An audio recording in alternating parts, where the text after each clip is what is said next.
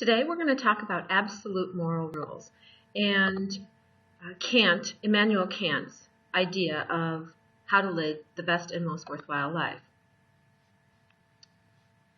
I'll get myself going here.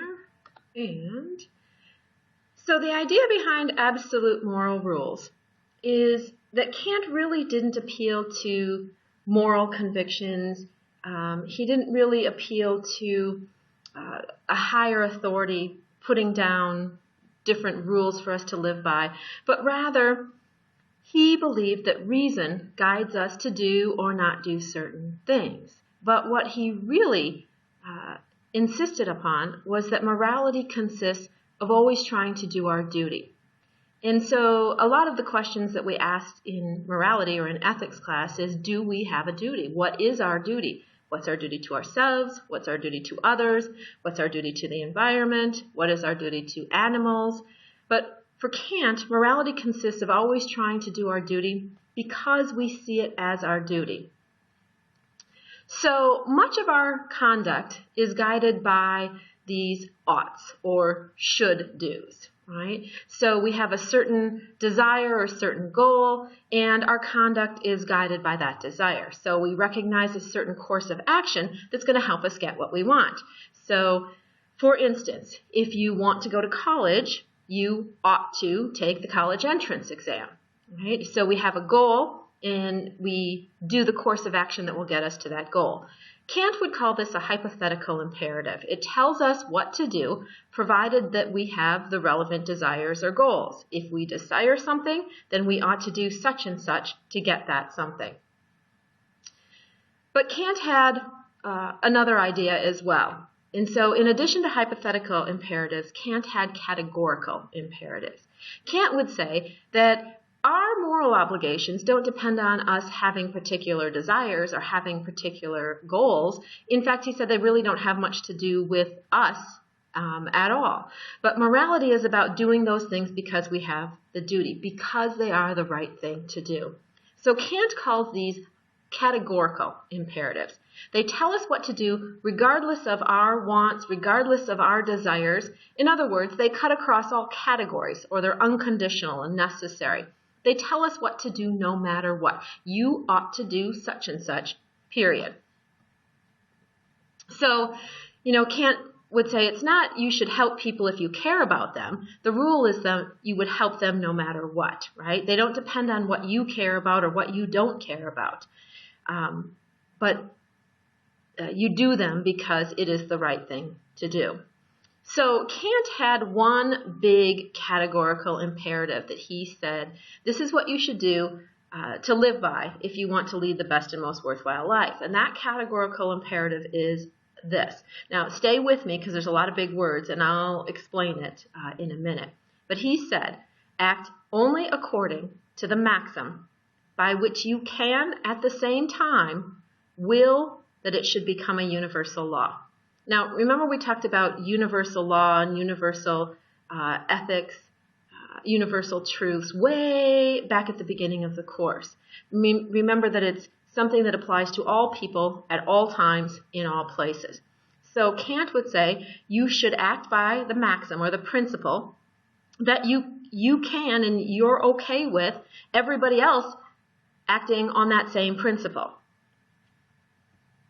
So this maxim of Kant's tells us which acts are morally permissible, right?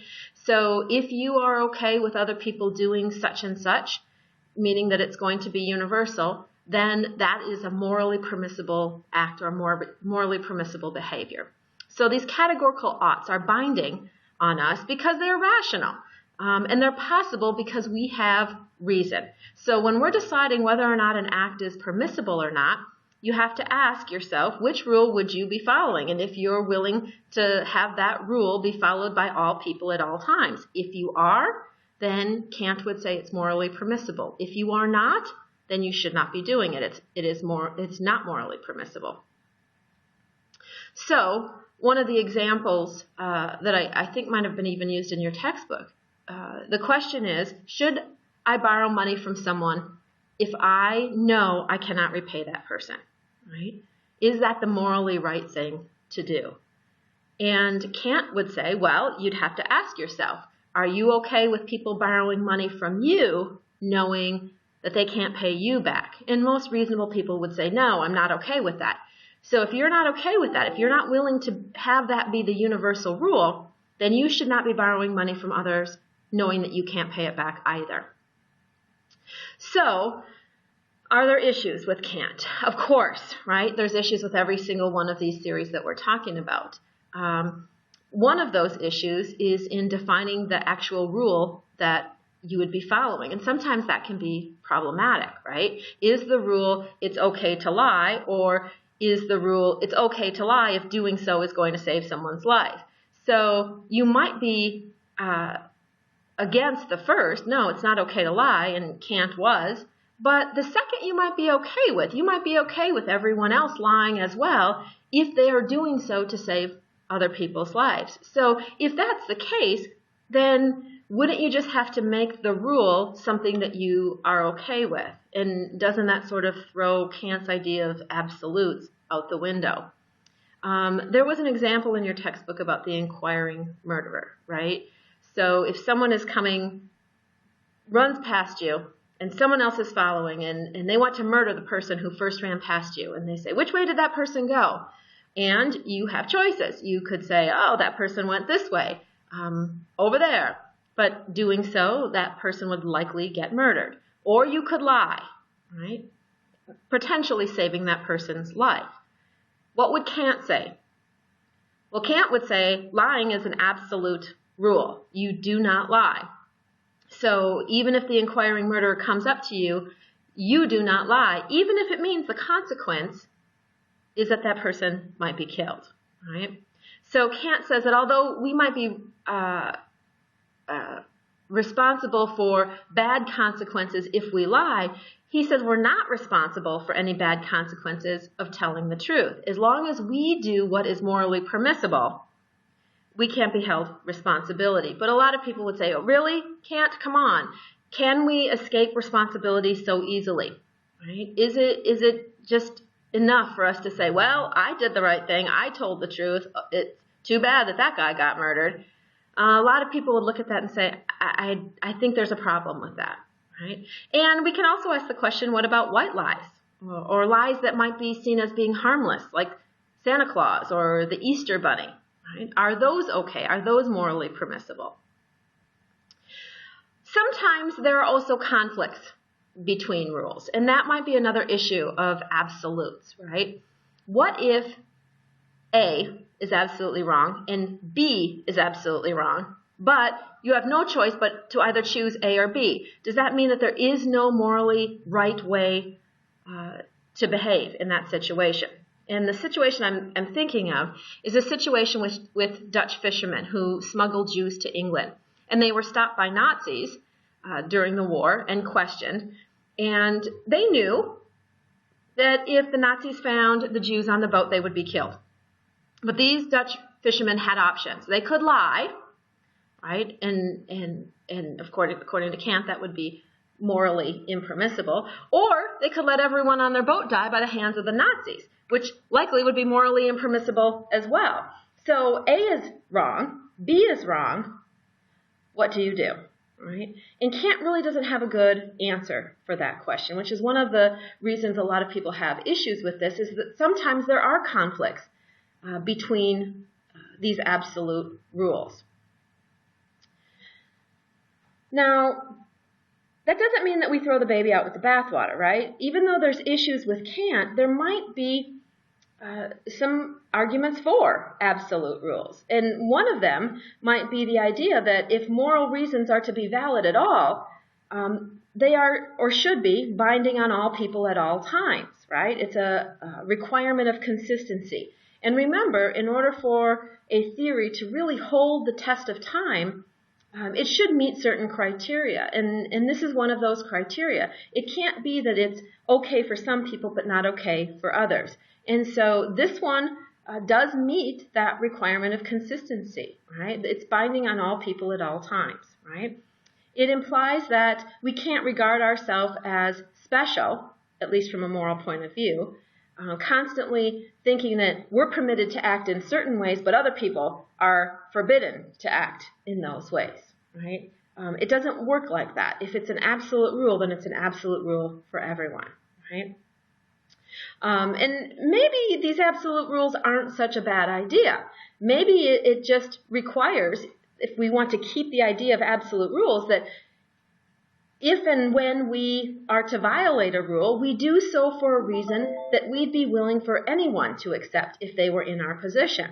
Right? As long as we're okay with that, okay with others acting in the same way in that situation, that likely would work. So there are some benefits, there are some good points to absolute rules, but there might be some problems as well. And as you're reading your text, you'll see some more of those.